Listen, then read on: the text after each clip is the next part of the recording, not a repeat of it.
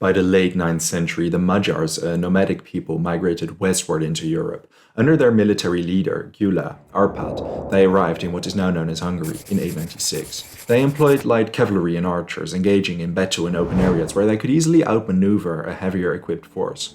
It took decades for the European armies, which were developing a heavier cavalry at the time, to understand and to counter the Magyar tactics of feigned retreats and nimble battle. Pressured by the Pechenek, Khazars, and Bulgars, they migrated westward as these peoples had similar military tactics. They turned their eyes to the remnants of the Carolingian Empire and the Byzantine Empire. Utilizing a flexible way of warfare, they subdued Moravia and German forces in the decade after arriving in the region, slowly pushing their borders until their territory bordered Bavaria. When the Bavarian prince Luitpold tried to temper the Magyars by killing their chief prince at a banquet, a retaliation force crushed his army at the Battle of Pressburg. The Magyars killed the prince, and his successor concluded a peace that resulted in the Magyars not being attacked from the west for an entire century. In the following decades, they became infamous around European courts. With large raiding parties, they ravaged Swabia, Bavaria, and Thuringia. In 915, they reached Bremen, in 924 the Pyrenees, and in 928 Rome. The only way German principalities were spared was if the local lord paid tribute or hired them as mercenaries. In 933, the East Frankian king and Duke of Saxony, Henry the Fowler, decided not to pay annual tribute anymore. When a subsequent Magyar raiding party under Man of Blood, Bulchu, tried to twist his arm into paying, he beat them at the 933 Battle of Merseburg. It was the first serious defeat the Magyars had suffered at German hands. Crucial for this victory was not so much the numerical superiority, but the remarkable effectiveness of heavy cavalry against the lightly armored Magyars. Henry passed away 2 years later and was succeeded by his son Otto. Following in his father's footsteps, he began fortifying the frontiers. Following their defeat, the Magyars decided to leave the western territories alone. Instead, they turned their attention to the south. In 934 and 8 years later, in 942, they conducted large raids into the Byzantine Empire, even reaching the heavily fortified city of Constantinople. However, Bulchu concluded a peace treaty instead of an onslaught, and even had himself baptized to ensure legitimacy to raid German lands.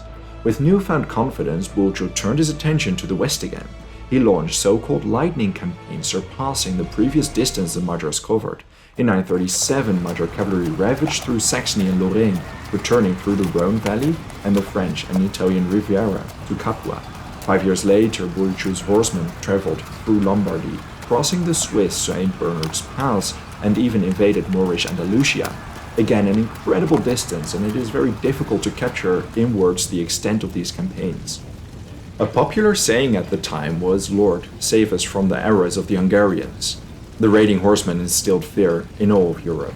After returning from their expedition to Andalusia, they continued their plunderings and reached as far as the Scheldt, Verdun, Burgundy, and Switzerland. These raids unnerved many of the regional nobles. With great effort, Otto managed to pacify domestic instability from unruly dukes such as Conrad of Lorraine. It allowed him to unite many nobles to put a stop to the Magyar raids. Otto got his chance in 955. That year, Bulchu and Leel rode around 10,000 horsemen into Bavaria. Again, sources conflict, but including archers and infantry, some put the number of Magyar troops close to 20,000. Contrary to their usual modus operandi, namely capitalizing on their light cavalry mobility and nimble ways of warfare, they laid siege to the city of Augsburg on August 8. Though not optimally suited for a siege, the horsemen heavily outnumbered the city's defenders and its battered walls. Still, Bishop Ulrich of Augsburg managed to hold them at bay, at least for now. They repelled Magyar attacks at the city's gate and walls.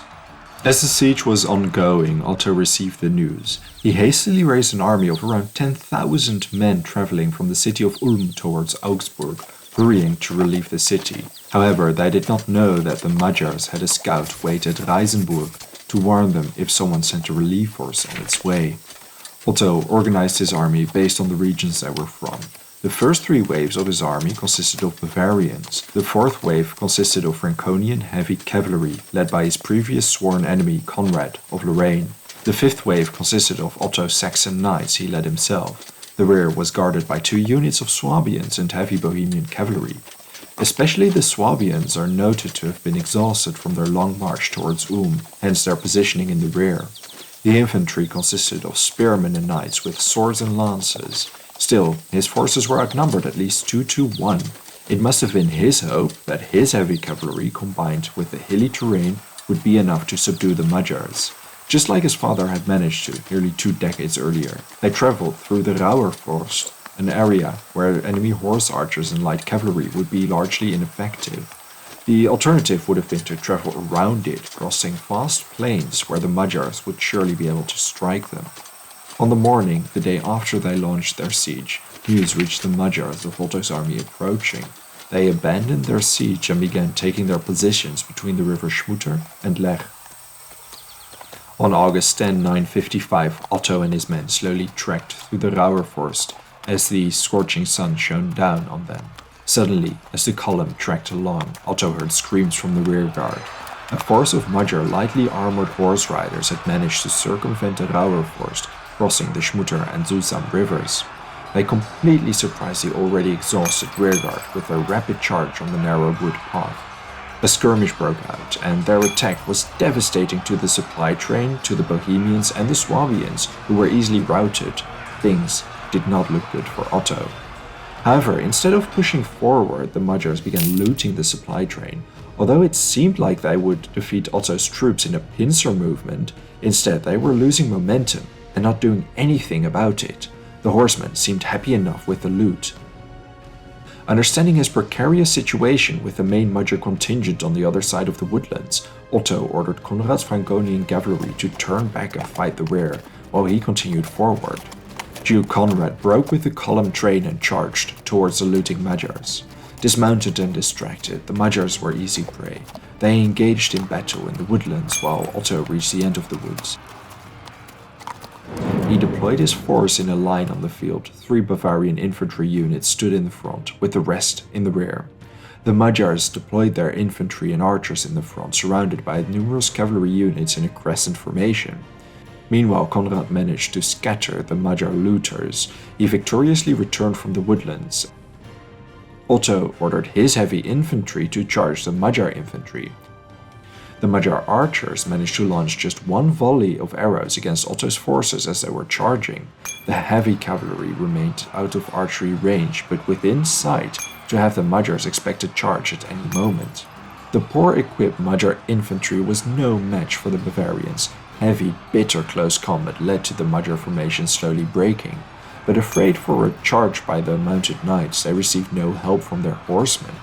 As fighting between infantry was going on, Otto ordered Konrad and his own cavalry to charge. The horses rushed towards both flanks of the crescent. Konrad broke off his attack halfway. His feigned attack was meant to confuse the enemy. Otto's charge hit the crescent flank hard, and the Magyars were no match for the heavy knights. The light cavalry now tried to launch a desperate counterattack, but any arrow volley was blocked by shields and any close combat was an uneven match. Finally, gaining the advantage, Otto ordered the Saxon and Thuringian cavalry to charge into the crescent's left flank. Without too much trouble, they forced the cavalry to flee eastward, crossing their struggling infantry and breaking the crescent formation. Konrad too charged forward with his heavy knights, nearly encircling the remaining Magyars. Chronicles recount how Duke Conrad, the foremost of all in combat, suffering from battle fatigue caused by the scorching sun, loosened the straps on his armor to catch his breath when an arrow pierced his throat, killing him instantly. Leal attempted to feign a retreat several times, but Otto's knights listened to his orders to hold the line and not fall victim to these tactics of deceit. Finally, the Magyars realized they would not win. They broke ranks and many tried to flee, but the right flank had no place to escape, and in the panic many drowned in the river Lech. Those who didn't run were killed. In total, the battle lasted for 20 hours, and after bitter, close combat fighting, Bulciu and Leal were captured. They were hung like common criminals, to give a sense of the opinion Otto had of them.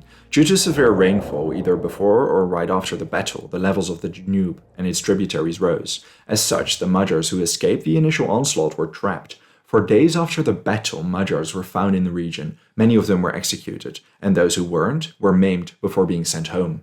Instead of thinking his victory warranted an invasion of the Hungarian homeland, Otto was convinced his victory would end Magyar raids for the time to come. And well, he was right. His victory set him on the course to become the emperor of the Holy Roman Empire, formally established in 962 when he received the title from Pope John XII. It also prompted the Magyars to establish what would become the Christian Kingdom of Hungary, abandoning their raiding ways. Thank you very much for watching this video. If there's a topic or event you would like to know more about, let me know your thoughts in a comment. I would also really like to thank all my patrons and channel members for their generous support. If you enjoy House of History and want to support my work, consider joining me on Patreon. For just $1 a month, you already gain access to exclusive behind-the-scenes videos. Don't forget to subscribe. See you next time.